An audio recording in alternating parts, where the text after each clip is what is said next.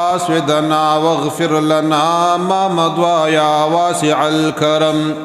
فإنا من جودك دنيا وضرتها ومن علومك علم اللوح والقلم. الله رب العزت جل وعلا فضل و کرم دا اللہ احسان او دا اللہ پرزونا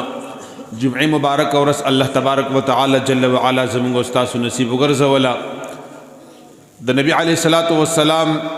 بارگاہ نبوت کی دا رسالت او دا نبوت ترانی اڑانی کول و نباد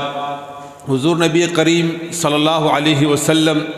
سید الاولین والآخرین امام الانبیاء امام الملائکہ امام الکل اللہ رب العزت جل وعلا جوڑ کھا او اللہ تبارک و تعالی جل وعلا منتا راولی گلو دیتا اللہ تبارک و تعالی جل وعلا یوڑیر لوی مقام ورکھا یوڑیر لوی مرتبہ والا ورکڑدا چا اللہ تبارک و تعالی جل وعلا اگر یودا سے عظیم مقام و مرتبہ باندے فائز کھا چا انسان خو پریگ دا فرشتی ور باندے ہم دا حضور علیہ السلام پا نبوت باندے ناس کئی او فخر پہ باندے کئی اللہ رب العزت جل وعلا قریب مہربان رب دے وذکرہم بأیم اللہ اللہ تبارک و تعالی جل وعلا دا مختلف ارزو دا یادولو اللہ تبارک و تعالی جل وعلا حکم فرمائی نن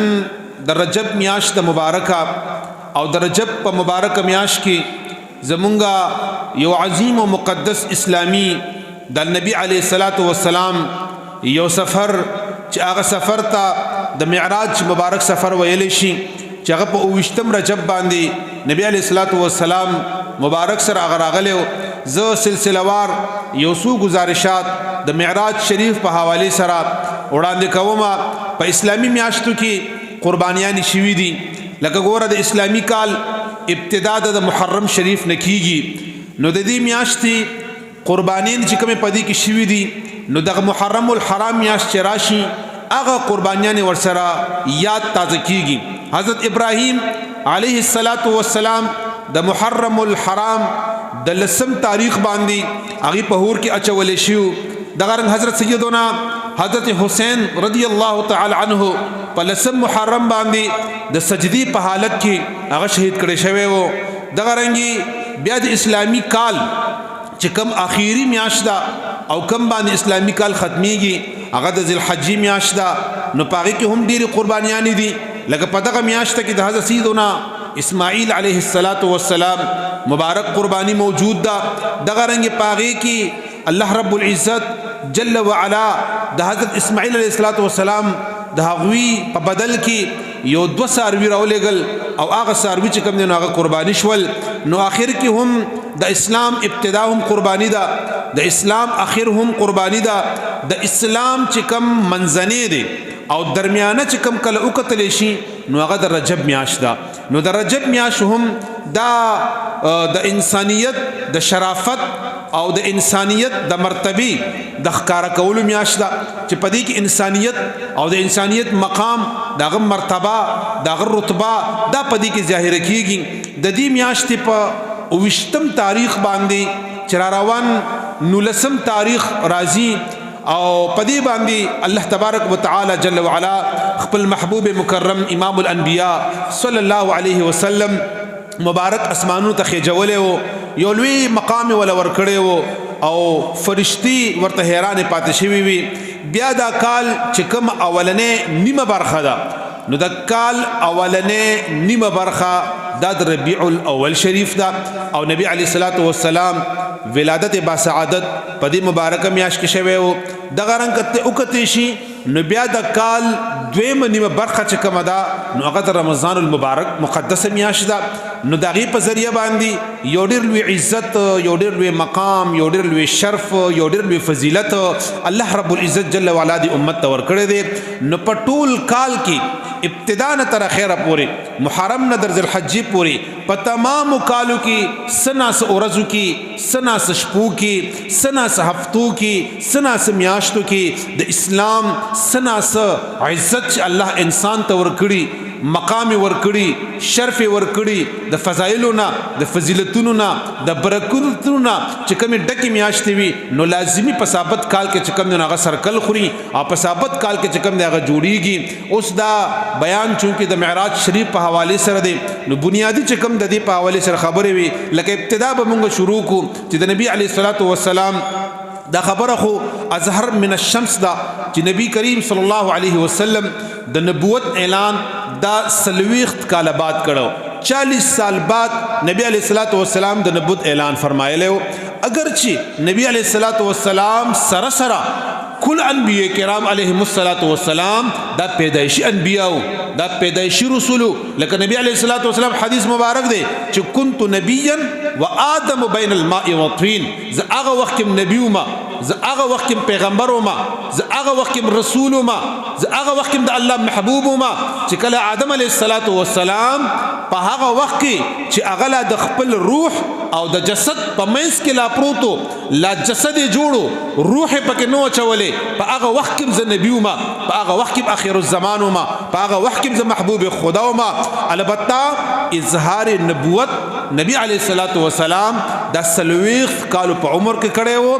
او نبی علیہ الصلوۃ والسلام د ربیع الاول په میش کې محمد بن عبد الله راخکارش او بیا 40 کال بعد محمد رسول الله صلی الله علیه وسلم په غسر د دې مبارک اظهار شولو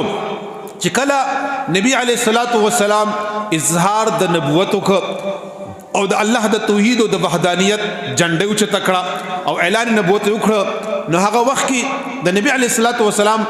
ډیر زیات یو عجیبه زندگی وا چې د صداقت نه ډکوا د امانت نه ډکوا د کردار نه ډکوا د گفتار نه ډکوا پاکیزه زندگی وا ټولو هغه وخت مشرکین مکه کو خپلوانی او پردیو هغه ټول بچ کم دینو نبی علیہ الصلوۃ والسلام مبارک بچ کم دینو اغي تبع صادق او امین بچ کم دینو ورته ویلو نو کله نبی علیہ الصلوۃ والسلام چې اعلان نبوت وکړ نبی کم خلق چې د نبی علیہ الصلوۃ والسلام مبارک سره وو کاغه نږدېو کا پردیو هغه ټول خپلوان هغه ټول د نبی علیہ الصلوۃ والسلام هغه مبارک مخالف شول هغه دوی ته تکلیف رسولو کوشش شروع کړل او هیڅ موقع به داسې نه ځای کوله چې رسول الله صلی الله علیه وسلم مبارک ته تکلیف رسولو نو هغه په کومه طریقم چې تکلیفونه رسولي دي شریعت هغه ټول را نقل کړی دي لکه یو تکلیف پکې ابتدا د زندګۍ کې چې کله نبی علیہ الصلوۃ والسلام نبوت اعلان وکړ نو یو وخت داسې راغلو چې د مکی کافران را جمع شول او هغه ویل چې موږ د حضور علیہ الصلوۃ والسلام تاسو خبرې کې دونه شور راځي سوشل بایکاټ موږ دی کو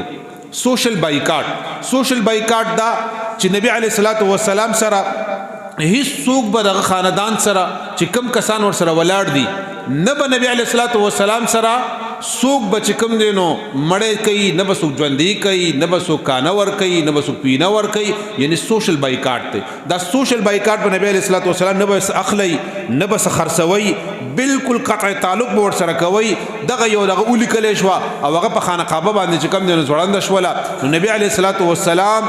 د نبوت د اوم کال دا واقعا وا یعنی اوه کال د نبی علیہ الصلوۃ والسلام د نبوت شو چې نبی علیہ الصلوۃ والسلام سره دا واقعا بیا راغله نبی علیہ الصلوۃ والسلام خپلوان د مکی معظمی د خارنا لری اغیم په هجرت کولو باندې بیا مجبور شول یو داسې علاقه و چې هغه ته شعب ابي طالب ویل هغه کې نبی علیہ الصلوۃ والسلام د خپلوانو سره التکی محصور شولو دا غزینه به نبی علیہ الصلوۃ والسلام نه وتل نه به څوک دن راتلل د مکی خلق وا هل تتلل نه به ور باندې چا خرڅول نه به چا اغستل یعنی ډیر سخت انتهایی مشکل ترین حالاتو ماشومان جن د هغوی د لویو جن هغه انتهایی چې کم دینو پاغي باندې یو ډیر وی اثر پریوتو کافرانو به دغه تماشا کتله د دې خلق زړونه داسې سخت شوي کاڼي ته نه جوړ شوي چې هغوی به هیڅ قسمه اثر پاغي باندې نه غورځېدلو حضرت خدیجه الکبرا رضی الله تعالی عنها داغي یو ځل یو نږدې رشتہ دار چې هغه د خوراک د سامان د پاره هغوی چې کوم دی نو هغه را روانو را لېږلی وو هغوی ته خوراک وړلو کافرانو چې کله هغه وکتل او هغه چې کوم دی نو ولیدو نو هغه بند کړ هغه خوراک یې ترنه واخیسته هغه ترنه چې کوم دی نو ضایع کړلو او هغه چې کوم دی هغه سزا هم ورکړله او سخت تکلیف یې ورله ورکړله نو عرض دا و چې سخت تکلیف یې تیر کړ بیا د الله تبارک وتعالی جل وعلا د طرف نه د مکی دغه کافرانو کوم عهدنامه چې لیکلې وه او په خانه کعبه باندې ځوړنده کړې وه نو وینه پې باندې ولګېدل او هغه چې کوم دی هغه وینو ټوله وخوړله او یو د الله نوم پاتې شو الله تبارک وتعالی پیغام جبرائیل امین علیه السلام ته راولېږلو جبرائیل امین علیه السلام د چا په خوله باندې وینا د کافرانو او د مشرکانو سردارانو ته ولېږله چې کوم عهدنامه تاسو لیکلې وه د سوشل بایکاټ او د حضور علیه السلام سره د قطع تعلق هغه ټوله وینو خوړلې ده هغه ختمه ده او ورشي وګورئ یو د الله نوم په هغې کې پاتې دی هغې چې ورغلل او وی کتله نو واقعي چې صرف یو د الله نوم په هغې کې پاتې و نو بیا بعضې داسې مشرکین مکه قبایلو او مشرانو چې 3 کاله وشو مونږه مسلسل د خاندان ته حضور علیه السلام دغه ملګرو تکلیف ورکو او هغې په د خپله خبره باندې ولاړ دي نو دا د حقانیت دلیل دی دا د سچایي دلیل دی دا د نبی علیه السلام د نبوت دلیل دی نو بعضې چې کوم قبایلو هغې تینا خپله سوشل بایکاټ ختم کړه چې مونږ دا زغمولی نشو نور چې کوم دی نو مونږ دا تکلیف برداشت کولی نشو لہذا هغې چې کوم دی نو خپل بایکاټ ختم کړه نو دغه رنګې تمام عربو چې کوم دی خپل بایکاټ هغه ختم کړه او نبی علیه السلام باوجود د دینه خپل څومره چې کوشش هغه به جاری ساتل بیا د هغې نه بعد نبی علیه السلام خاندان ته د هغه نیکه ته مبارک ته چې کوم دی نو څه مشران ورغلل ابو طالب ته او هغه ته وویل چې ګوره ستا دا وراره دی دې زموږ معبودانو ته کنځلې کوي زموږ خدایانو ته کنځلې کوي او زمونږ چې کوم مذهب د دین دی دې ته د سپک ګوري نو لہذا ته سره ملو شه که د مال طلبګاري چې مال وله ورکو که د مشرۍ طلبګاري چې مشري ورله ورکو که د نکاح طلبګاري چې په چا باندې دی ګوتې دی په قریشو کې د هغې طرف نه به د نکاح انکار ورته نی نکاح به ورسره وکړي حضور علیه السلام ته ابو طالب راغی او ابو طالب ورته وویل چې وراره دغه رنګې د مشرکین مکه راغلي دي سرداران راغلي دي هغې دا تپوس کوي نو نبی علیه السلام مبارک هغې ورته وفرمیل چې ای تره وایي دا خلک چې راجمع شي او دا سپوږمۍ راواخلي ته خو مال یادي دولت یادي اقتدار یادي نکاح یادي چې دا کائناتونه لوی عظیم شیز هغه سپوږمۍ ده چې دا ټوله دنیا پکې راځي چې دا سپوږمۍ راواخلي او زما په د یو لاس کې کیږي او دا نور راواخلي او دا زما په د بل لاس کې کیږي زه به بیا هم د الله د توحید د دعوت نه منع نشم زه به بیا هم د الله توحید د الله د وحدانیت د الله د ربوبیت دا دعوت به ضرور چې کوم دی نو چلومه دا سلسله روانه ده په دغه کال باندې بیا